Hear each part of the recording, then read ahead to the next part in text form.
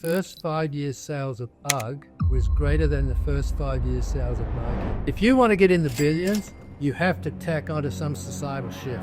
Today's guest is Brian Smith, the visionary founder of UGGs, who took sheepskin boots from a surf parking lot to a multi-billion-dollar brand. It's a story rooted in grit, creativity, and an unshakable belief that what starts small can become iconic. The principles of marketing have not changed one bit. Brian breaks down his rise from surfing accountant to global entrepreneur. He also unpacks the branding, marketing angles that made UGGs a household name, the sales approaches that won over skeptical buyers. Finally, listen in as he reveals the inside story of the UGGs trademark controversy, which escalated to the Supreme Court. 2 years ago, I was in the Supreme Court in Chicago, the highest court you can go to on trademarks. And what is it about branding specifically we need to know in order to create like a cult-like mentality? Fantastic question. Your brand is not your trademark registration. Your brand is not your logo. Brand is never your product. Your brand is what... You know what I found very, very interesting? That 97.8% of you that listen and view this podcast haven't yet subscribed. Now, if you're looking for the one way that you can actually help us build this show into something that's going to be absolutely incredible and life-changing for you, the one thing you can do is to hit that subscribe button, because it takes a lot of time, effort, and money that we put into this podcast to make it what it is. And we've made it very clear that we never want to run ads or sponsors or anything like that on this show.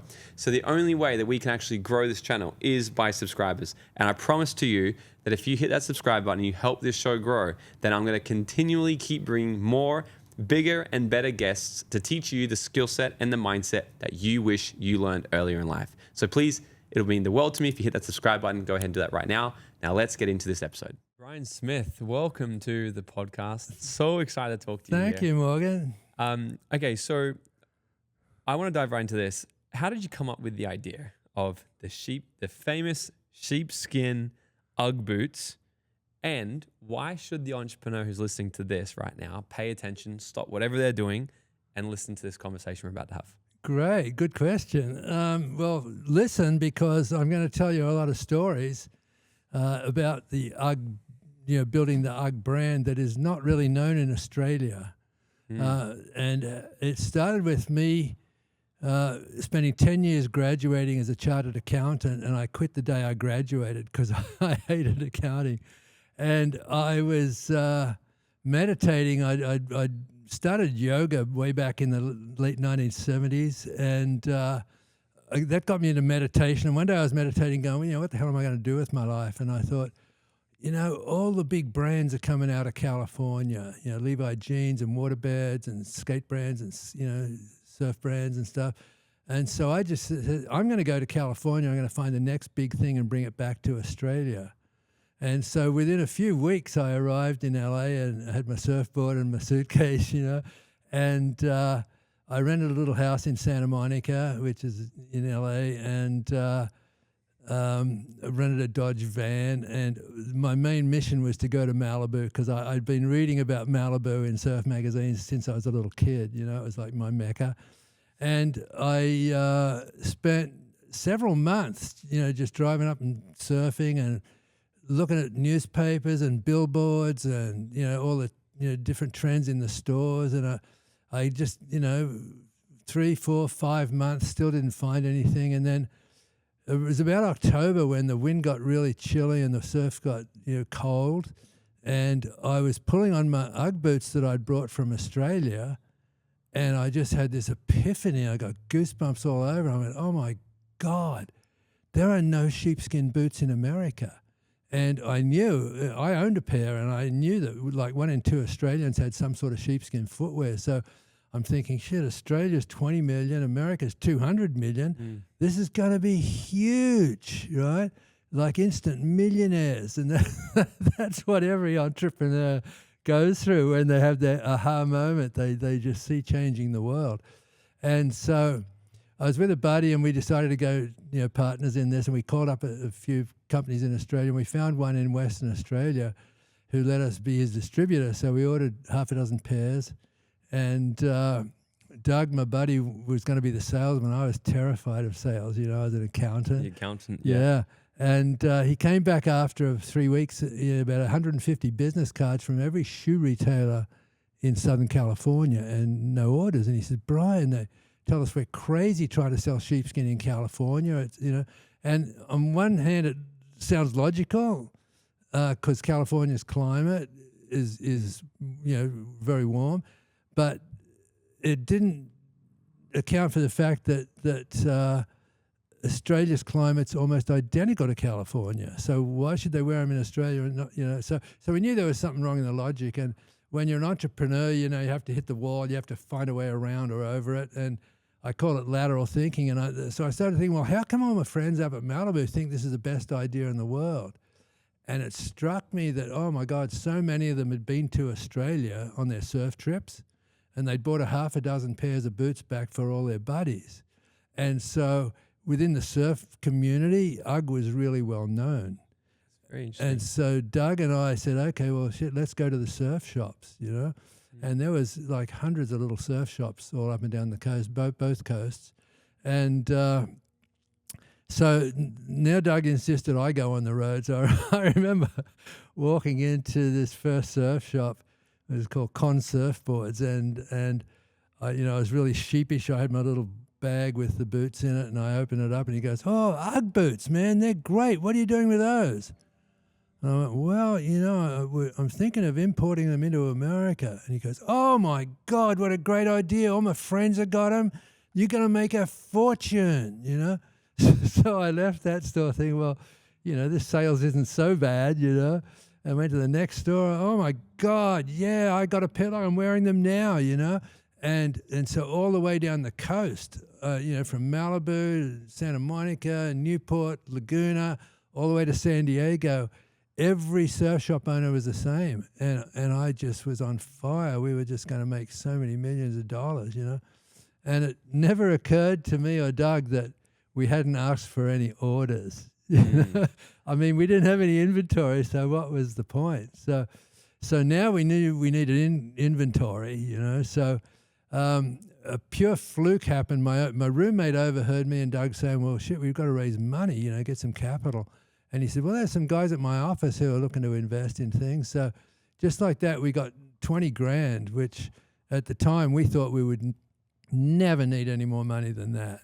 What year was this? That was 79. Wow, okay. That's about $80,000 in today's money. Okay. And so it was a big deal. And we ordered 500 pairs from Australia, and we ended up getting them in December, and they all arrived. We put them in the third bedroom of my little house in Santa Monica, and we filled our cars full of product and went back on the road. And I remember driving down to Con Surfboards and saying, okay, Dave, we've got them.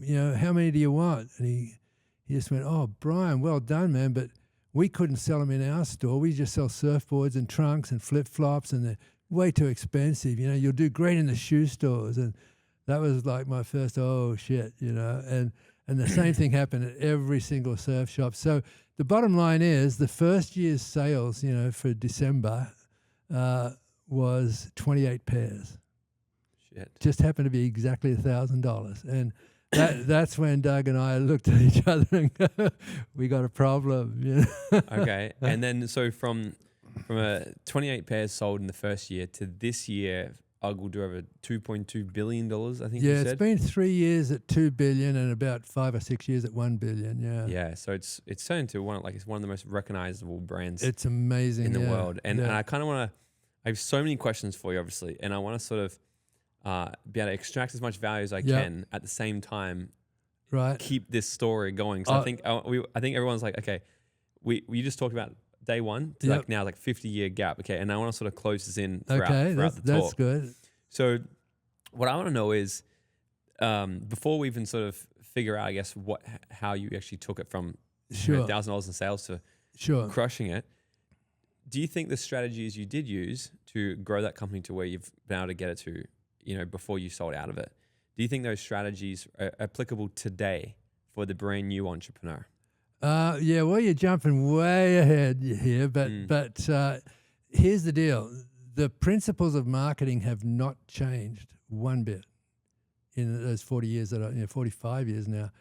but the tools that people have available are entirely different. For instance, if I did a colored ad in a magazine, it was a photographer then taking it to 4-color separations and going to a printer and then having to hand stick all the type style on the ad. And now you take a photo and it's online. It's just absurdly easy. So things like that, looking who's your customer. I mean, there are databases out there now that I didn't have a clue about. I bumbled into the surf shop thing, but without the bumbling, the company would never be what it is today. Yeah, it's like the ready, fire, aim approach. Exactly. You're just getting in there. Yeah, and the book that I've written here, that it's called The Birth of a Brand. The principle of the book is that you can't give birth to adults, because I've studied this for 40 years, and everyone looks at these, here's an overnight success. Well, that's bullshit. There's never an overnight success, right? So every company on the stock exchange page on the Wall Street Journal, every one of those companies started out probably with $1,000 worth of sales. And it's you have the aha, where you're going to change the world, and the first action, which was me buying 6 pairs of samples, and then every business just lies there. And it lies there. And there's no amount of feeding it or jiggling the cradle or whatever. An infant can't get up and go to college, right? Has to be an infant. But eventually it'll start toddling, and that's pretty cool for entrepreneurs, because the magazines are writing articles about you, and your first true believers are all telling all their friends about it, and that gets a little bit of momentum going, and eventually that builds into the youth phase, which is my favorite phase of all of business growth. And it's when you got consistent sales and orders are coming in, the admin's working, the shipping in the warehouse is working, the sales force in the field is working, and you can run a $20, $30 million company in that youth phase. But if it's a really great product or service, like UGG was, you're going to hit the teenage years, and just like you wanted to be at every party on a Saturday night when you're a teenager, you want to be in every trade show all across the country. You want to be in every major retailer, and it's super dangerous because it can strip you of your capital so fast by growing too quickly. Okay, yeah. One of my first billionaire mentors, he said 2 things that will kill any business: not enough sales and too many sales. Absolutely. Yeah. And that was one of the and like even when I'm growing my companies now, I sometimes think, I'm like, I could grow it faster. Mm-hmm. And I check, I'm like, why do I know it? I'm like, well, because I know I'm growing with absolute confidence. I've got a strong foundation. Good. Because I know some of my companies, if we took 100 new clients tomorrow, it'd fuck up. It totally would, yeah. So we like open the gauge at the top at the speed I know that we can actually successally deliver it, so we're not going to break. Well, at your age, you're very, very lucky to have I get to interview people like you. That's why. So you got the youth phase, then the teenage phase. Yeah, what's after that? Then it becomes mature. The accountants put the controls in, and it becomes boring. Okay, so walk us through that then. So you had the baby business where I was just born, where you're just trying to sell boots out the back of your car, literally. Yeah. Like Nike started, right? Exactly. You did $1,000 in your first year. Walk us through those sort of next phases. How long did it take you to go into your next? Okay.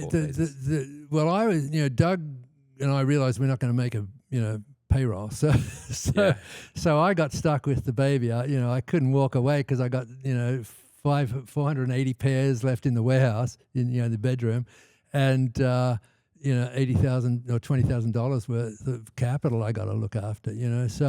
So Doug got another job, and I started doing street fairs and swap meets and anywhere I could get an audience. But the luckiest thing I did, I had this Dodge van. I filled it full of product, and every morning I'd go surfing at 6:30, and I'd get the coffee and newspaper, and I'd just stay in the van all day at the parking lot. And I built up a really, really strong, cadre of word of mouth business. I have people coming from 30 miles away. Yeah, I saw a guy down in Venice. He's wearing UGG. He said there's a guy in the parking lot at Malibu. And they would drive up to get a pair of UGG boots. And so it's, in today's terminology, you would call that a pop-up store, right? But I did it out of ignorance, and so the sales went to about 30,000 that year, and the next year, got a summer job, and the next year was 30,000 again, and got another summer job. You're still selling out of your car? Yeah. Well, no, I'd started opening up 10, 15, 20 surf shops. And you opened your own? No. I was opening up means selling to those surf shops. And, you know, it built up to about 60 or 80 surf shops, but the sales were never got over 30,000, and I just couldn't figure it out. I was running these ads with these models posed on the beach at Windansea with beautiful hair and clothing and the big, tall, white Ugg boots, you know, central in the photo. And even though I changed up the models, you know, and photographers, it just still stuck at 30 grand. And so my summer job that year was working on a golf course, and I decided, you know, it's just too difficult. It's an expensive product. Americans don't understand sheepskin. They think it's hot and prickly and it's delicate and you can't wear it in the wet. And, you know, everyone's saying, well, we have mud and slush where we are, you know. So a lot of ignorance involved. And, you know, Aussies know that you cannot rip a sheepskin and it keeps you warm when it's wet, you know, all these things like that. So anyway, I just decided, I'm going to get out of this business.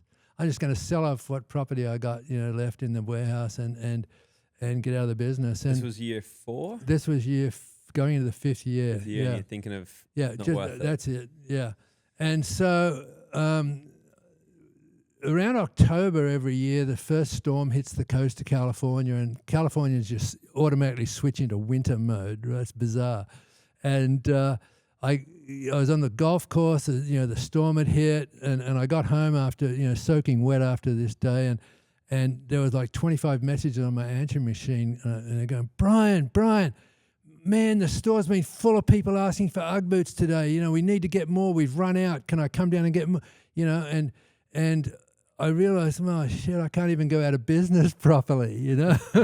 So I called up Australia at the factory. I ordered a couple of hundred more pairs, you know, almost 1,000 more pairs, and delivered everything I had. And so I was stuck with a dilemma, you know. Okay, I'm going to stay in business, but I am absolutely, you know, failing on this advertising. So out of luck again, I was having a beer with some of my buddies at South Coast Surf Shop, and it was after hours, and I was just explaining this dilemma, and he said, oh, shut up, Brian. And he calls out the back, and there's half a dozen little, you know, 13-year-old grommies come out, and he said, what do you guys think of Ugg boots? And every one of them just went, oh, those Uggs, man, they're so fake.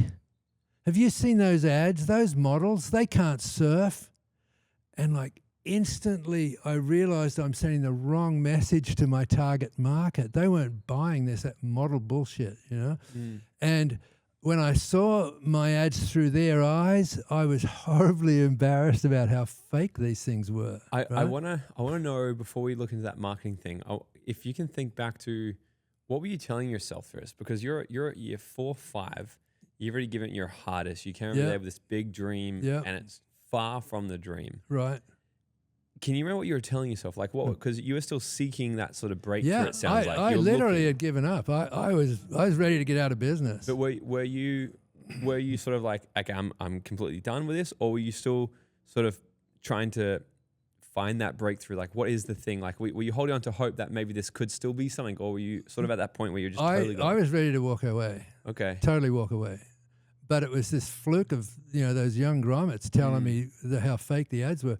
So I called up a buddy of mine, Pete Townend, who's an Aussie. He's a former world surf champion. And he was running a Scholastic surf team up in Orange County. And I said, Peter, you got any young kids who are going to turn pro soon? Because, you know, I can't afford to pay them much except in Ugg boots. And anyway, he gave me these two guys, Mike Parsons and Ted Robinson. And I just went surfing with them. There was a place here called Black's Beach in La Jolla, and Trestles up in San Onofre. And it's about a mile to get to the water. And it's always good surf when you get there. And I knew in the back of my mind that all these surfer kids would know these spots, right? And so I just took my little Canon Sure Shot camera and I just did photos walking to and from the beach and everything. And I selected a couple of photos and I ran them in the surfer magazines in October, November, December, and the sales went to $220,000. Wow. So you switched out the hot models for just two young kids. And in today's terminology, they were influencers. Right? They were like quite really surfers? They were young and, you know, hot. And all the little kids, I just figured that every little kid who reads Surfer magazine would just die to be walking down those paths with Mike Parsons and Ted Robinson. And I really ignited something because it became this cult thing in high school where, Mom, all the cool kids at school have got Ugg boots. I want to get a pair for Christmas, you know? And so it became such a cool item. If you didn't have a pair of Uggs in Malibu High or San Clemente, San Diego High, you know, you were just not on the team. And so that demand, when I realized what I'd done, I'd sort of unlocked the secret of advertising and marketing. And it was, you've got to get the consumer just dying to be in your ad, whether it's a web page or whether it's an advertisement in a newspaper or whatever. If you can't get them into the just dying to be in that ad, Emotionally in it. Yeah, it's totally emotional. So what are the key elements to what, like, looking back, you've been in this for a long time now. This has been a whole study for you for a long time. If you were to say, like, what were the key points? So if you were to, like, how do you really make the perfect ad to make sure that when you put it out, your consumer is seeing themselves in that? Because I could understand for a product, it might be simpler to sort of demonstrate the use of it, or like kind of have you done. And what if we're selling like a service? Like, let's say, I don't know, insurance, or like how do we, what are the key elements we need to look for there to make sure that we're hitting the box? Here's a good example. If you just designed a software, which I would call a service, right, that saves time, right? You can choose to put photos of the back of a programmer at his computer and all these technical graphs and, photograph of the software. That's bullshit. You show a guy in the Bahamas drinking a martini with all the time he's saving because of your software. Right? That's as sort of elemental as I can get. So illustrating the image and the lifestyle, the end result the customer wants emotionally. Exactly. So they want freedom. God, I wish I was in the Caribbean. I better buy that software. So what's another example for, let's say, like, products? So if you could break down, like, if you were to break down really what nailed it so well with your campaigns. Yeah, that philosophy hasn't changed. In fact, that unlocked it for me. Like a product, you want the same thing. Like the ads that I ran that were unsuccessful, the Ugg boot took up at least 1/3 of the page. Mike and Ted walk into the beach. They were less than 1/4 of an inch high on a full page ad. You couldn't even see the product, right? I was advertising the lifestyle. If you buy a pair of Uggs, you'll be cool like Mike Parsons, right? And so that is true even to today. And that's why you have influencers today. Influencer marketing, yeah. So you also play with, like, the authority effect in that as well. Can do, yeah. Yeah. This is really cool. And what are the key sort of strategies we need to know to discover who is our ideal client? Because I still see a lot of people screw that up as well. Like, because we're essentially making it up when we start. We're like, well, listen, I bumbled through that. I was an accountant from Australia. There were no support groups. There weren't, EOs or YPOs or anything like that. It was just seat of the pants. And so when I finally hit on that theme of marketing, I went, snowboarding had just started. And I said, I'm going to ignore skiing. I'm going to go straight to the young snowboarders. So I started advertising in the very first issue of snowboard magazines. I was in it, right? Wow. And same thing happened. Mom, all these kids at school, so it broke it from the coasts, which was surfing, into maybe the western part of the United States. And for years, I struggled trying to get business back east and in the Northeast. And it wasn't until I was in a sporting goods store, with a sales rep, and I said to the owner, I said, well, what do the kids do here for sport in the winter? And he sort of rolled his eyes at me. He goes, well, hockey. And I go, hockey? I'm thinking of field hockey because we don't have ice hockey in Australia, right? And when I studied the ice hockey market, it's twice as big as surfing. And I just went, oh, my God. So I found a youth newspaper in Minneapolis that was, sending it out all across the East for Let's Play. It was called Let's Play Hockey. And again, Mom, all the cool kids at the rink have got UGG boots. I want a pair for Christmas. So once I hit that first theme with the surfers, I was able to duplicate that all across the country. And so, product, service, it doesn't really matter. You've got to get your target market so into it that they want to be part of it. Yeah, and so you hit the kids as well, which I have heard, if you got a product, hit the kids because they'll just annoy the crap out of the parents. Well, the parents have got the money, but the kids have got the influence. Yeah, that's very true. And okay, so you did 200K in sales that year. Yeah. Did it keep exploding like that? It wasn't exploding, but it sure was a good launch pad. I think the next year we did about $500,000 because I started doing really good ads. But there was one more big problem I had to overcome, and that was this ignorance of Americans and sheepskin. Right? Once you had a pair, you're over the hump. But getting people to try them on, And I was in a surf shop one day, and I saw this customer come in, this girl, and she went over to the sheepskin boots and she was feeling them and touching them, and the sales guy walked over to her, "Can I help you?" And she said, "Yeah, what are these like?" He goes, "Well, I'm not really sure. We've only had them a little while." And she says, "Well, they look expensive." "Yeah, they're sort of expensive," And eventually she walked out, right? And I thought of that exchange and went, "Oh my God, I'm really missing something here." So I came up.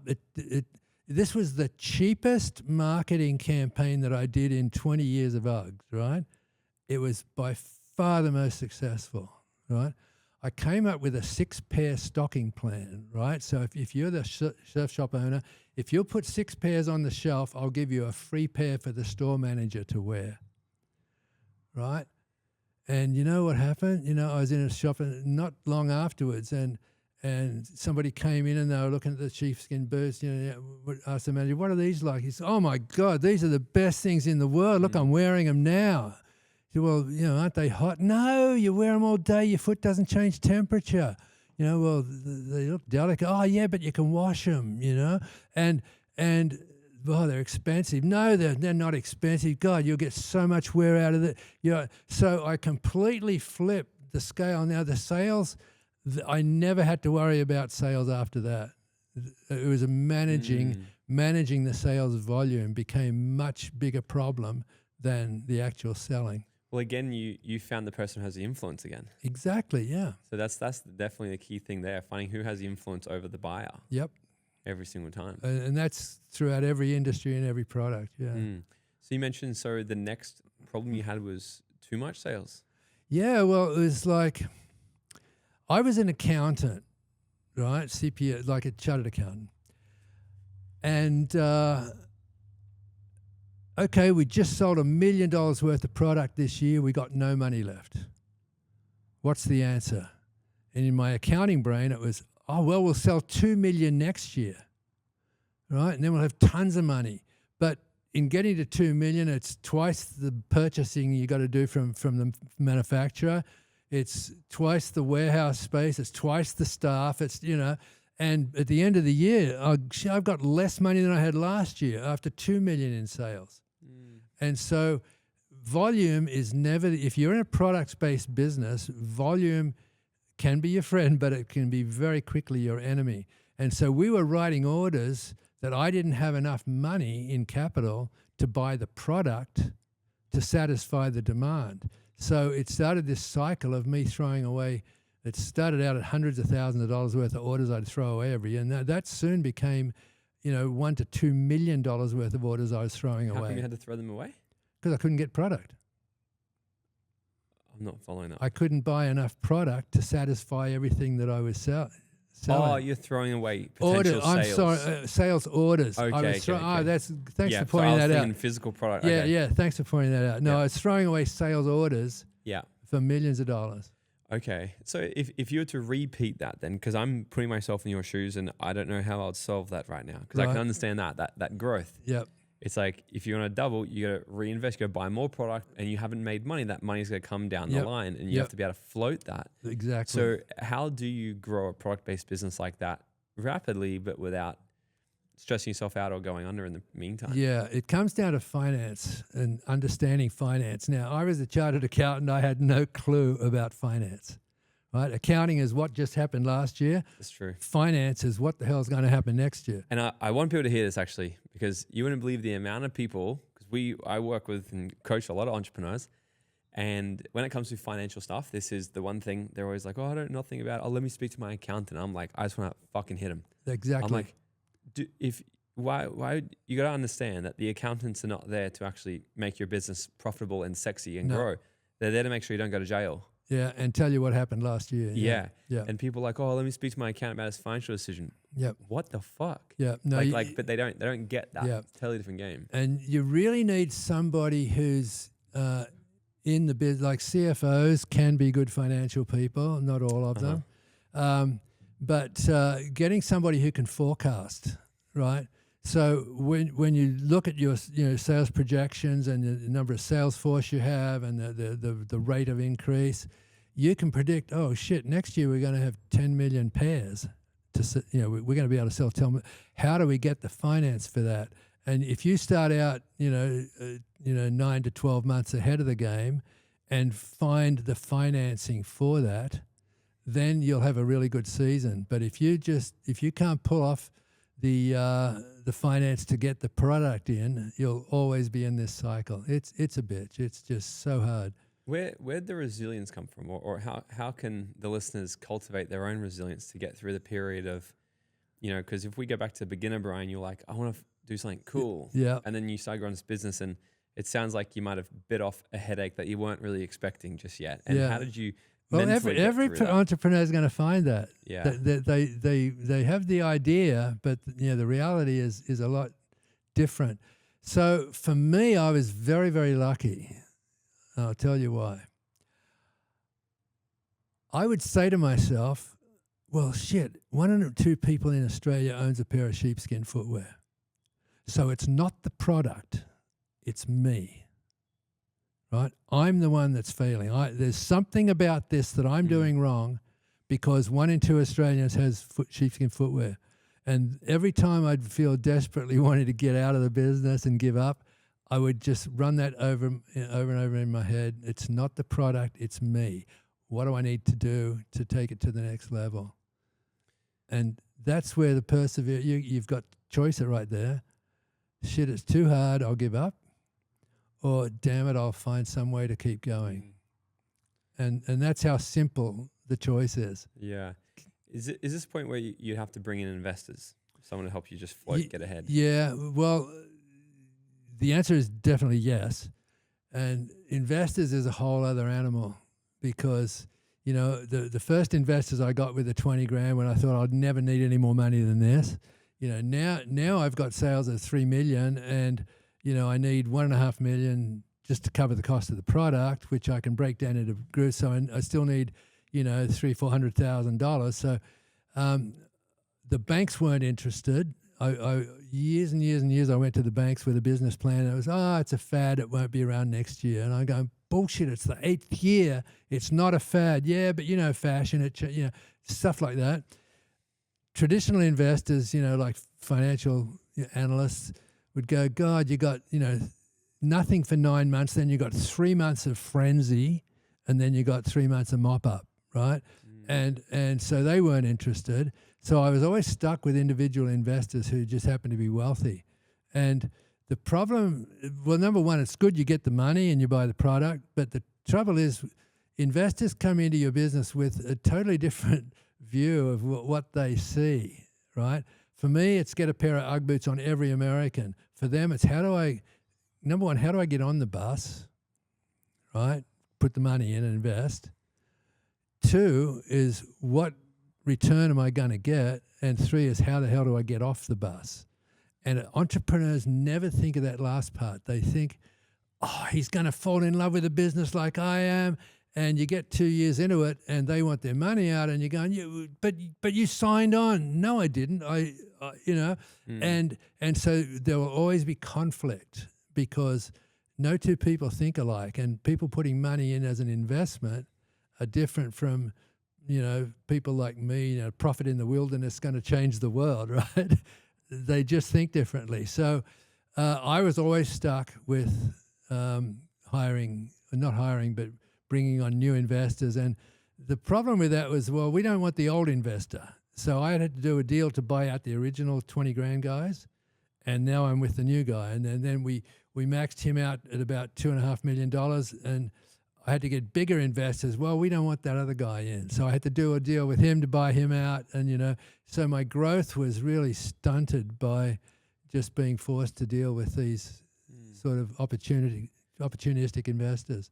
Do you have like a checklist, or did you create any sort of like mental checklist on how to spot the right investor? Any red flags? I person? was so bad at that. Okay. My wife called every single one of them. She was infallible. They're sixth sense, aren't they? She knew this is not going to work, Brian. Oh, I don't know. You don't understand. This guy's really good, and he's done this, and he's done this, and Brian, I don't trust him, And 2 years later, I'm buying him out again, Yeah. She was infallible. Mm.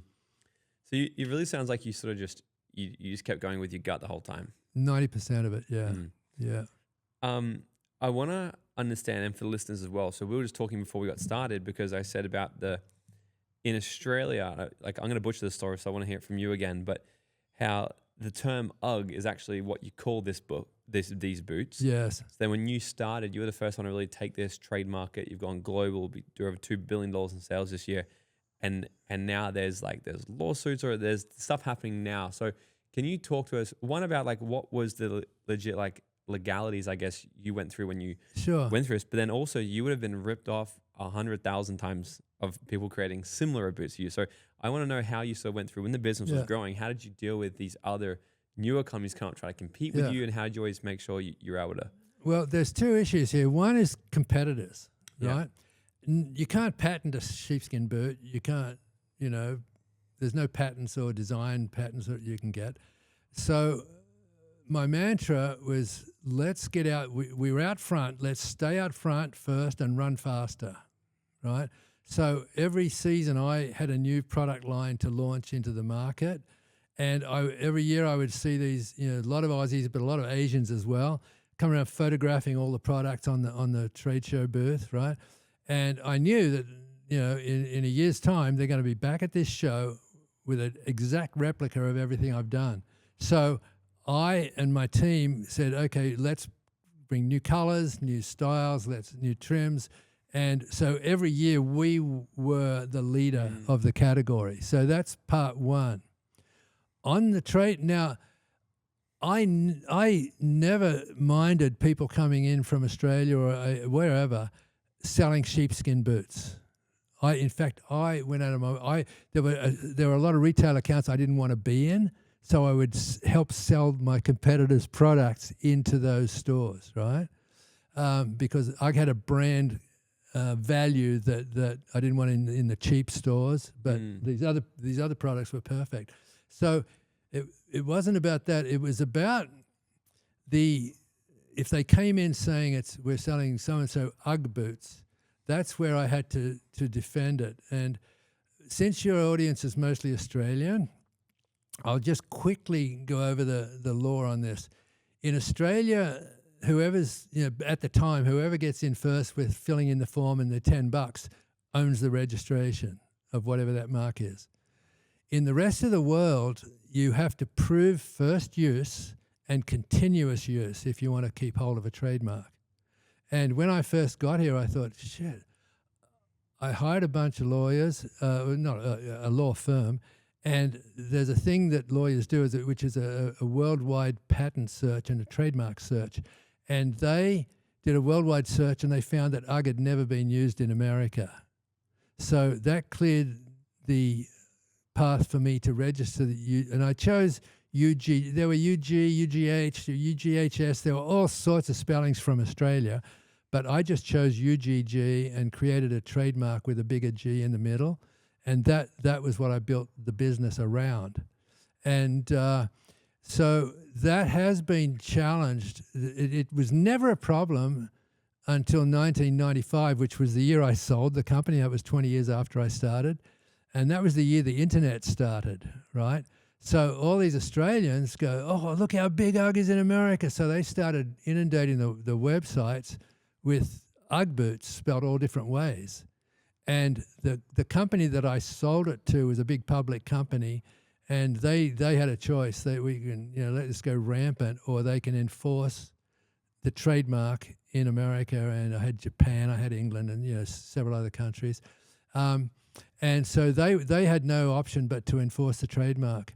And it's been challenged many times, and I've probably been in court, testifying as to how I started it, probably 4 or 5 times. And 2 years ago, I was in the Supreme Court in Chicago, I think it was, the highest court you can go to on trademarks, and it was again reaffirmed that everything I'd done was right, and I had proper ownership of the trademark.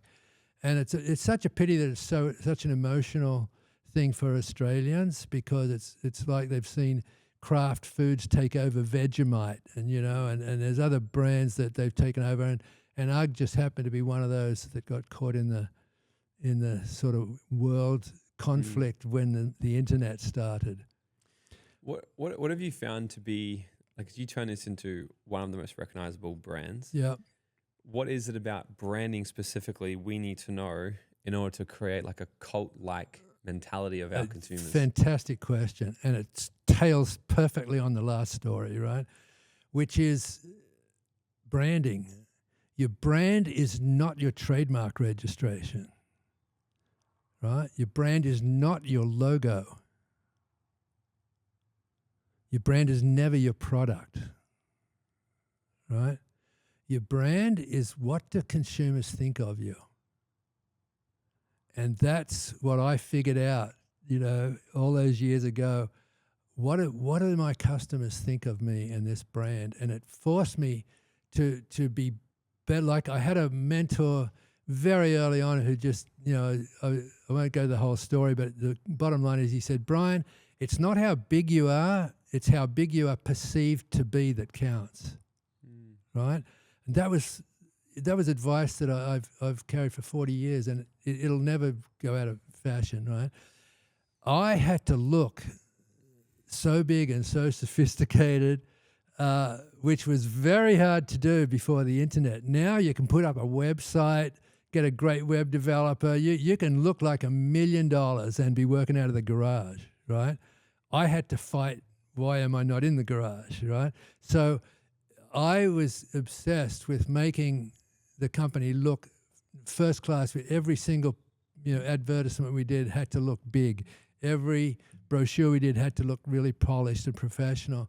So I spent a fortune in marketing materials to make that brand good. But that's just the tiniest part of the brand.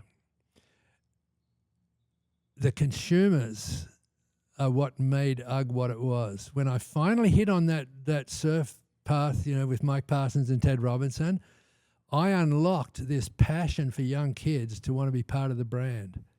And that transferred, as I said, into snowboarding and into, the skating market.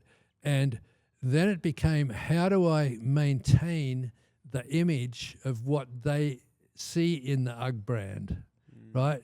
So number one was quality. I absolutely obsessed over quality.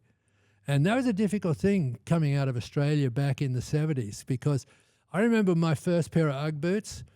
I was in this flea market in Hay Street in Perth, and there was a pile of like 40 or 50 boots on the floor, and I had to go through and match a pair up to buy, right? That was how bad sheepskin boots were marketed. I can remember seeing them hung off a rope in a gas station, right? At a petrol station, right?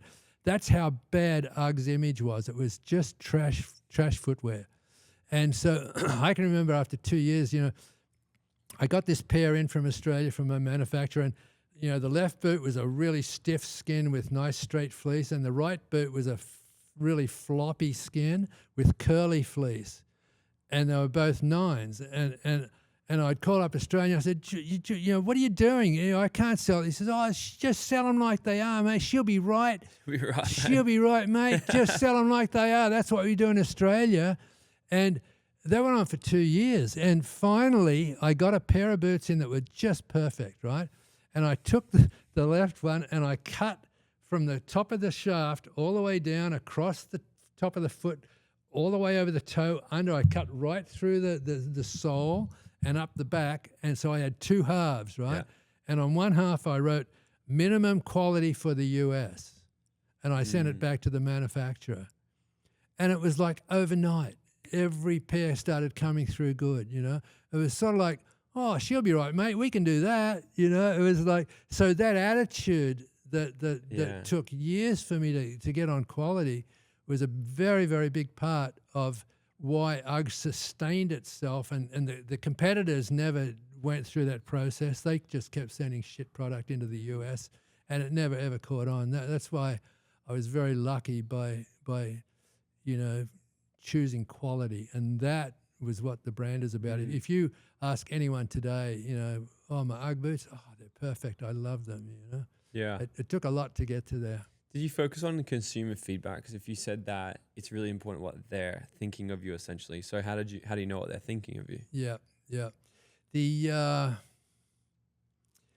That tails also into this branding thing, and it comes back to loyalty. Why would they buy again from me and not the competitors?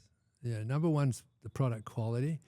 The number two is that I went out of my way to work with the retailers, every single retailer.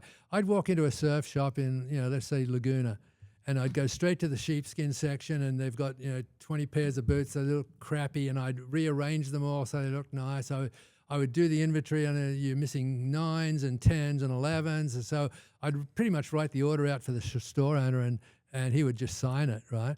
So I was in the stores looking at that, and my retailers, after a couple of years, would go, shit, this sheepskin part's effortless, you know. That guy comes in and does all our you know, you know, and so that's a small indication. But let's fast forward to, you know, 10 years into the business, and now I've got like 30 sales reps all across the country, and every year I would make sure I visited every one of them. I put up 1.5 million frequent flyer miles in a couple of years, you know, just visiting retailers.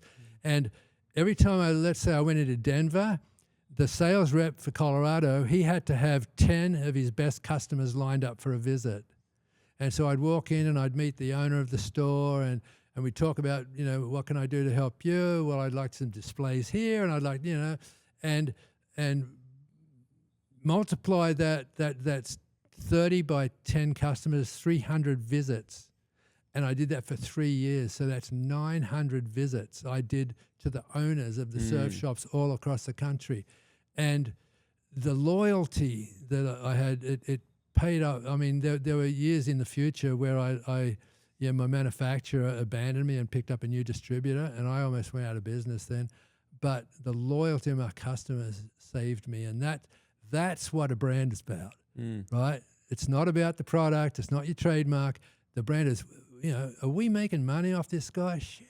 You know, there was one little surf shop in Encinitas, where it was close to where I live, and I was in there one day and I was looking at the printout, and he'd bought $80,000 worth of boots that season. And I said, well, he marks it up 100%. So he just made 80 grand. And I thought, this shop's like not as big as my bedroom, you know? And I calculated that I paid all of his wages for the year for his employees and a bunch of their overheads. And I thought, that's just on UGGs.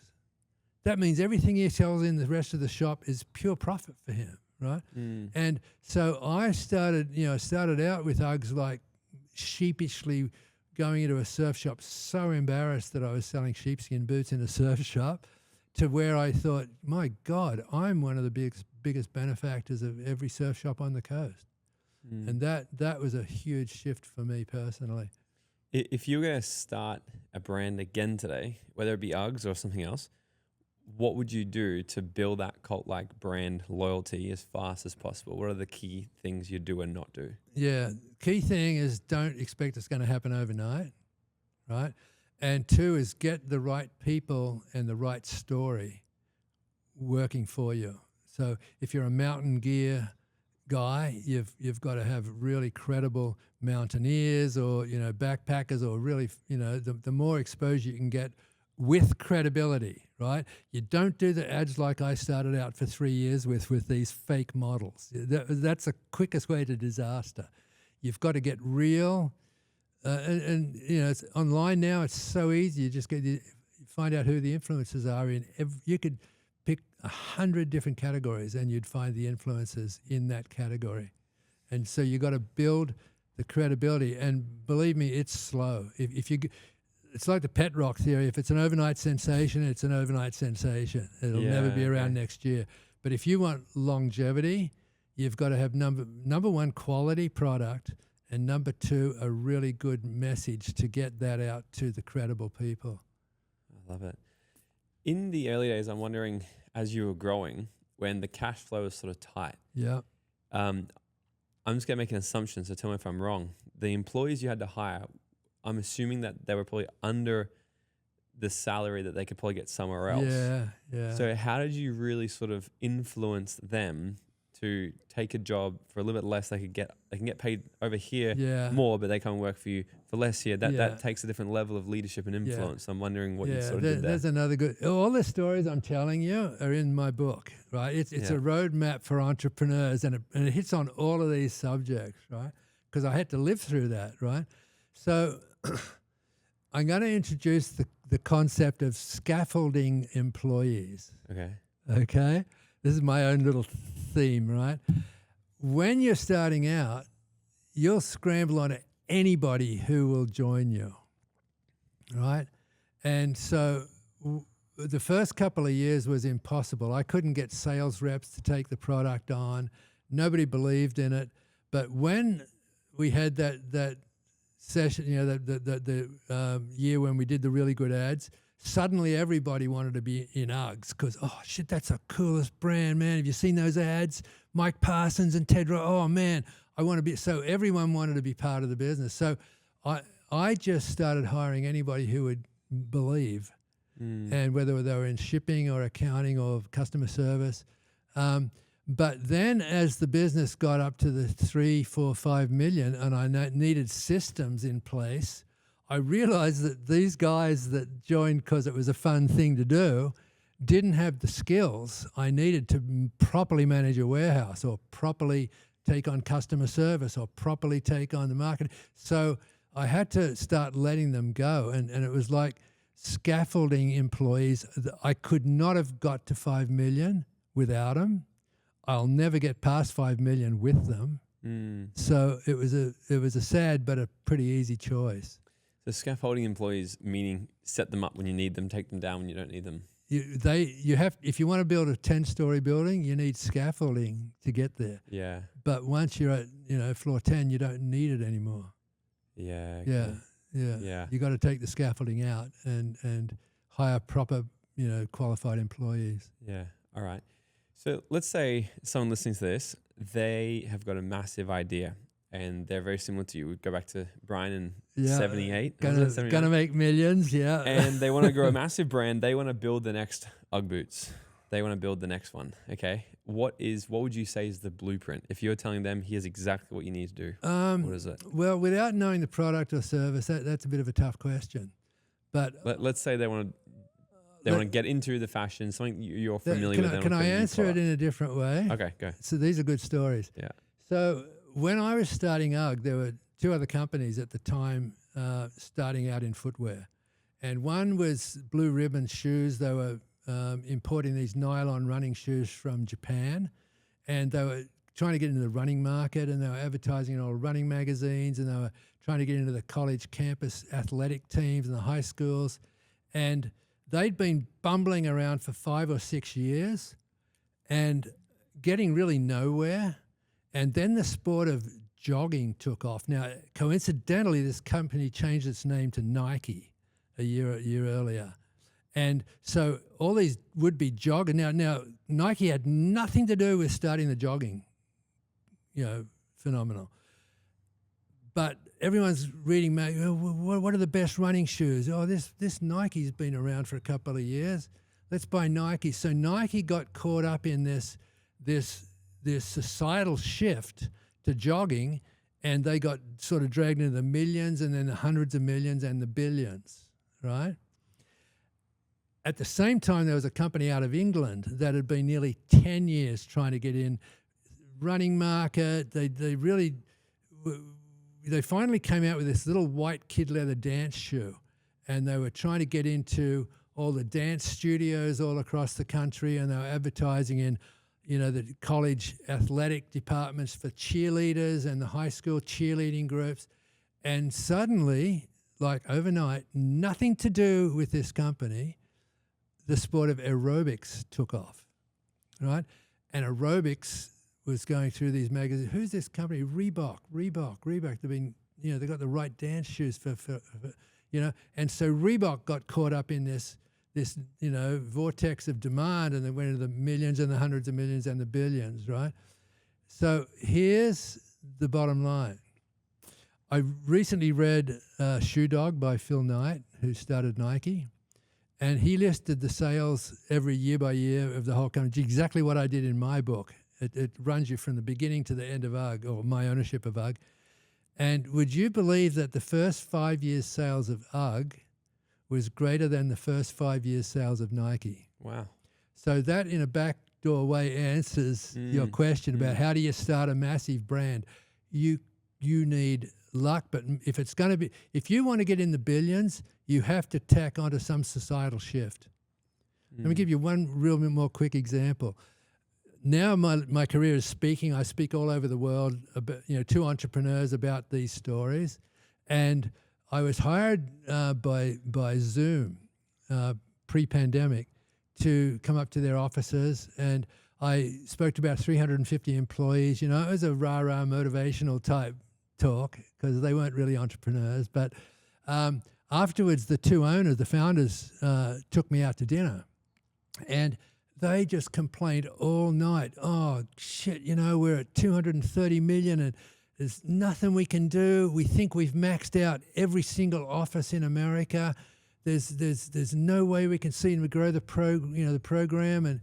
And 6 months later, COVID hit. I bought shares. They went into the billions so fast. They exploded. Right? Why? Societal shift. I mean, you cannot get to the billions without a societal shift. And so that's, if you're a young wannabe, brand, it's never going to be the product. You may have the best running clothes for the new athletics market. You might have the best climbing outfits for that. You might have, I can't tell you how many people come up, oh, I've got this design for a T-shirt. I'm going to make millions. Well, good luck. What are you going to do next season? They don't have a plan to be in the apparel industry. They have an item that they think is going to change the world. It'll never happen. Was there a philosophy or a certain belief or something you had or a mantra you had that you really lived by? There were several. In fact, my book is full of philosophy and a bit of spirituality. It really covers everything that I went through and learned on a personal level as well as a business level. It's all in that book. And my favorite, I've got several favorites. I'll give you probably three, right? Yeah. The first one is that nearly always your most disappointing disappointments will become your greatest blessings. And every time I'm on stage, I ask the audience, raise your hands if something in the last 6 months happened in your personal or business life that at the time you thought was a disaster, and now you look back and think, thank God that happened. And every time, more than 80% of the people put their hands up, right? Yeah. So that's a great truism. Another one is on patience, right? Being patient year after year, if you could do what you do and do it well, the quickest way for a tadpole to become a frog is to live every day happily as a tadpole, right? And that takes the pressure off. Like, oh, I can only do what I can do today. As long as it's in alignment with my big plan, I'm just going to do that. And let go of why isn't it all happening? Why haven't I got millions? Look at the guy next to me. He's got a BMW. Look at the guy over here. He's got a big house. Why is everybody doing better than me? And it's this bullshit comparison we have to other people, where really all you have to do is do whatever you do it really well, and just let the tadpole become the frog. And my last one, which is probably my favorite, when I read this in a book of philosophy 25, 30 years ago, and I put it on my refrigerator, and eventually I typed it up, and it's in the front of my daily planner every year. 1st of January, I take it out of my old planner, I put it in my new planner, and it's 4 statements.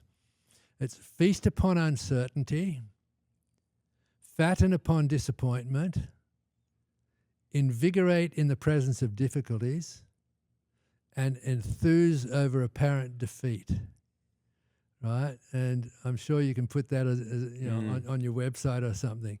But that is the most powerful philosophy I've ever had. And what it does, it's a feast, fatten, invigorate, They're very positive ways to look at a negative situation, disappointment, all those things. And it's sort of like the tadpole quote, which is don't sweat the problems. If something happens, I just go, shit, that's good. Now what's good about it? And when you switch from, oh, poor me, the world's against me, life is so unfair, this is bullshit, it takes that away immediately and says, feast, fatten, how can I make something out of this? And the quicker you can turn around, the better your life will be, because you save yourself a lot of misery. Oh, I love this. This has been awesome. So where can everybody find you on social media and buy your book as well? Sure. The book is The Birth of a Brand. It's on Amazon. And I've done the audio version as well, so in my voice. So that's a lot of fun. The website is briansmithspeaker.com and or uggfounder.com. They'll both take you to the same place. And if you want to look on Instagram, it's at Brian Smith Ugg, UGG. Awesome. Yeah. I love it. Final question for you. This went so fast. I know. It's good. What I said to you the other day? I'm coming to San Diego. Let's catch up. You're like, oh, is this going to be the best time? I'm going to be in Australia soon. I said, we'll do a round 2 in Australia. Yeah, good deal. So, I can't wait, because we haven't even touched on so many things. That's why I was like, I know we could play it for hours. So, yeah. So the final question is, if you were to go back to your 18-year-old self and give him 30 seconds of advice, what would that be? Okay. Would be to listen to the voice within me. Right? I've always known that from a very early age. I hope you don't mind me going spiritual on you here. Oh, I love it. Okay. I've always felt that I want to leave the planet better off than I found it, right? Now, this is in my teens, and that didn't lead to God or anything. It just I just had an attitude about it. And then there were several things happened to me that were unnatural. Like one, I was at a stop sign in Perth, and the light went green, and as I took off, the car died. And 2 seconds later, this sand truck hurtled through the freeway down in front of me, and had I taken off, I would have been wiped out, right? Wow. Now, I didn't stall the car. I didn't choke, even though it was a stick shift. I didn't choke it. The electricity just went out. And I've always carried that with me, thinking, well, who the hell did that? What happened, right? Fast forward, I get to America. I in my ignorance, I wanted a little standalone house. The only place I could afford was in the shittiest, worst part of Los Angeles, in Venice. And all my friends told me, don't rent there, but I wanted this little house. And I moved in and, realized that there's bars on every window, right? In every house on the street, right? And it didn't matter to me. I had a sunken bedroom in this little thing. I've got a water bed that was full.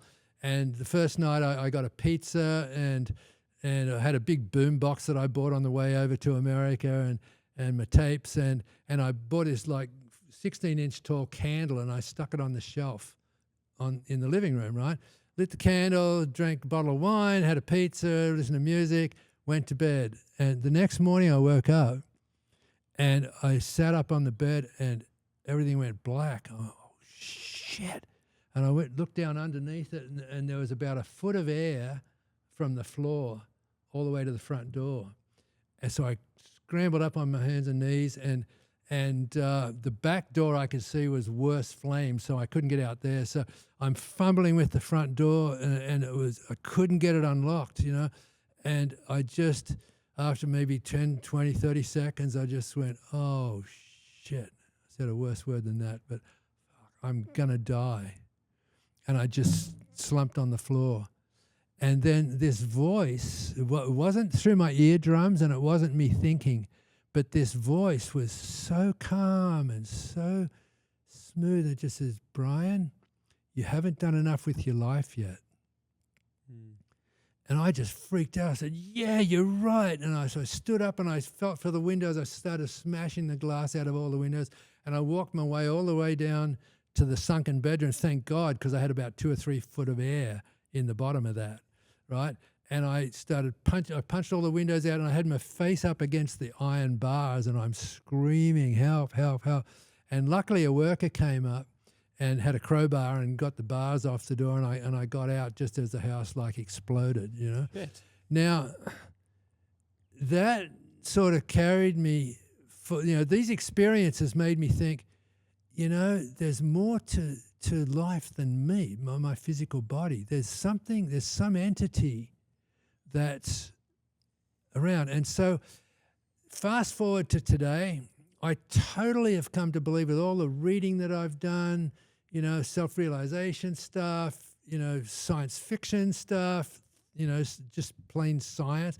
I've just totally come to believe that there's a fragment of God in every single one of us, and that is the real us. That fragment is who we really are. And it just happens to be carried around in this body, this physical form that we have.